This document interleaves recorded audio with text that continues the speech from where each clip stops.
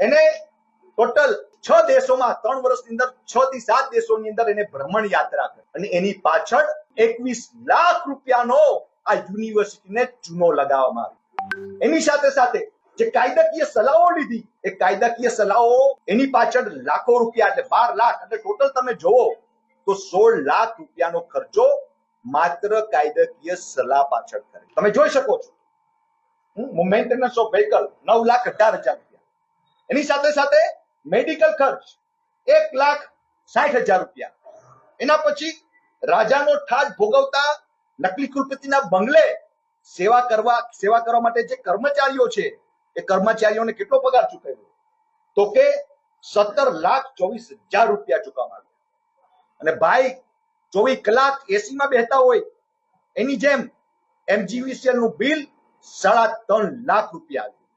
એટલે આપણે સમજી શકીએ છીએ કે આ ટોટલ જે નવાબી રજવાડી ઠાઠની જેમ આ નકલી કુલપતિ અને આ ભાજપની ભ્રષ્ટ સરકાર શાના માટે આ નકલી કુલપતિ ને તમે સજા નથી કરતા? કેમ જેલની પાછળ નથી ધકેલતા? કેમ આની પાસેથી આ લાખો રૂપિયાના જે પ્રજાના પૈસા એને વેડફા છે એની રિકવરી નથી કરતા? શાના માટે? એટલે તમે સમજી શકો છો કે આ ભાજપની ભ્રષ્ટ સરકાર એટલી પાપની ભાગીદાર છે જેટલો આ નકલી કુલપતિ વિજયકુમાર શ્રીવાસ્તવ છે।